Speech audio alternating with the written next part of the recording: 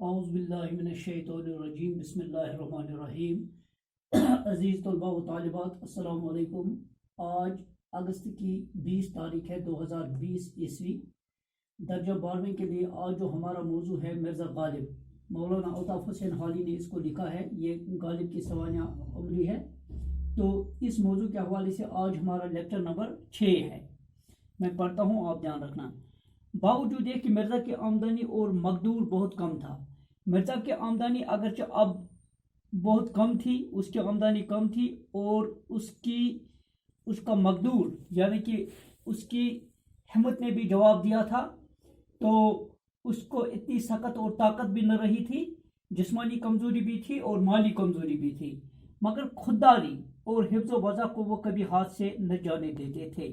لیکن اس مفلسی میں بھی اس نے اپنی خودداری کو ہاتھ سے نہ چھوڑا، یعنی اپنی خودداری کا اس نے پھر بھی خیال رکھا، کسی کے سامنے ہاتھ نہیں پھیلایا، اور حفظ و وضع کو بھی ہاتھ سے جانے نہیں دیا، یعنی اپنے بڑکپن اور تراداری کی اس نے حفاظت کی، اپنے بڑکپن اور تراداری کی اس نے حفاظت کی، یعنی کہ اپنے آپ کو ہلکا نہیں کیا بلکہ اپنے وزن کو اس نے برقرار رکھا۔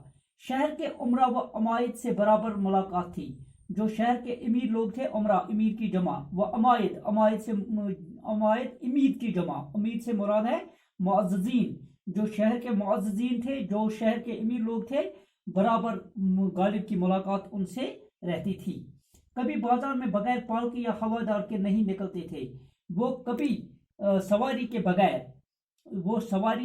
کبھی بازار نہیں نکلتے تھے، پیدل نہیں جاتے تھے۔ عمائد شہر میں سے جو لوگ ان کے مکان پر نہیں آتے تھے، وہ بھی کبھی ان کے مکان پر نہیں جاتے تھے۔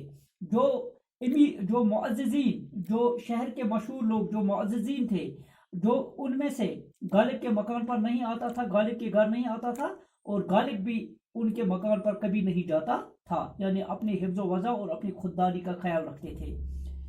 اور جو اس کے مکان پر آتا تھا وہ بھی ان کے مکان پر ضرور جاتے تھے، جو ان کے گھر آتا تھا وہ بھی ان کے گھر جاتا تھا، یعنی کہ جو برابری کا سلوک کرتا تھا، کہ اگر کسی کو غرور تھا، تکبر تھا، وہ غالب کے ہاں نہیں جاتا تھا، تو غالب بھی اپنی خودداری کو ترک نہیں کرتا تھا، وہ بھی ان کے گھر نہیں جاتا تھا، اور جو لوگ محبت سے آتے تھے، غالب بھی ان کے گھر جاتا تھا۔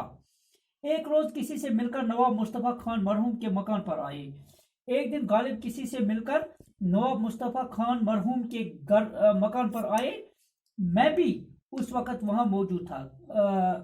حالی فرماتے ہیں کہ اس وقت میں بھی وہاں پہ غالب کے گھر میں موجود تھا، جب نواب مصطفیٰ خان کے گھر میں اس وقت حالی بھی موجود تھے، جب غالب ان سے ملنے آئے۔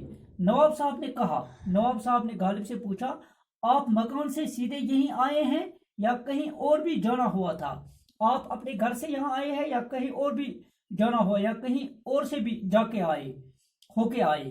مرزا نے کہا، مجھ کو ان کا ایک آنا دینا تھا، مجھے ایک ان کا آنا ان کو واپس کرنا تھا، اس لیے اول وہاں گیا تھا، وہاں سے یہاں آیا ہوں۔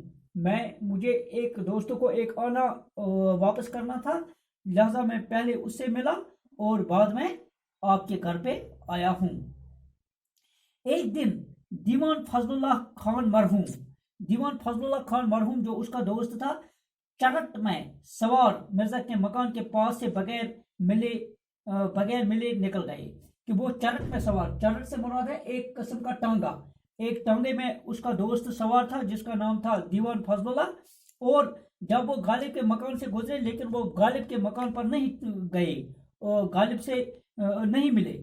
مرزا کو معلوم ہوا تو انہوں نے ایک رکعت دیوان جی کو لکھا، تو انہوں نے کیا کیا، انہوں نے ایک چھوٹا سا خط انہوں نے دیوان کو لکھا، یعنی اپنے دوست کو لکھا، دیوان فضل اللہ خان کو لکھا۔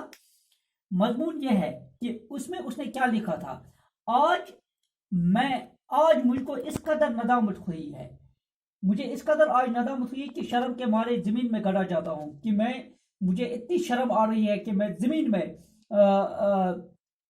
اپنے آپ کو گاڑنا چاہتا ہوں۔ اس سے زیادہ اور کیا نالائکی ہو سکتی ہے؟ میں نے بہت نالائکی کی، جو میں نے حماقت کی، کہ آپ کبھی نہ کبھی تو اس طرف سے گزرے، آپ میرے مکان سے گزرے ہیں اور میں سلام کو حاضر نہ ہوں، اور میں آپ کو سلام کرنے کے لیے حاضر نہ ہوا. یعنی کہ اس نے شکایت کی کہ آپ میرے گھر سے گزرے اور مجھے ملے بغیر آپ میرے گھر سے کیوں نکلے. یعنی کہ اگر آپ میرے گھر سے گزرے تو مجھے کیوں نہیں ملے. یہ شکایت کی. یعنی کہ اور اوپر سے طنز کیا کہ مجھے شاید سلام کے لیے حاضر ہونا تھا تب آپ میرے گھر آتے. جب یہ رکا دیوان جی کے پاس پہنچا. جب یہی خط دیوان جی کو پہنچا نہایت شرمندہ ہوئے. وہ اس وقت شرمندہ ہوئے. اس کو بہت شرمندگی محسوس ہوئی اور اسی وقت گاڑی میں سوار ہو کر مرزا صاحب سے ملنے کو آئے اور اس نے گاڑی کا انتظام کیا. گاڑی میں سوار ہو کر وہ سیدھا مرزا صاحب کے گھر آئے اور اس کی شکایت دور کی. مرزا کی نہایت مرغوب غذا گوشت کے سوا اور کوئی چیز نہ تھی. اگر کسی چیز کی اس کو زیادہ رغبت تھی کھانے کی چیزوں میں تو گوشت زیادہ کھاتا تھا. مرزا غالب گوشت اس کو زیادہ پسند تھا اور زیادہ کھاتا تھا. وہ ایک وقت بھی بغیر گوشت کے نہیں رہ سکتے تھے. ہر وقت اس کو گوشت ہونا چاہیے تھا. ایک وقت بھی ایسا نہ گزرتا تھا جب اس کو کھانے کے ساتھ گوشت نہ ہو. جہاں تک کہ مسحل کے دن بھی انہوں نے کھچڑی یا شولہ کبھی نہیں کھایا.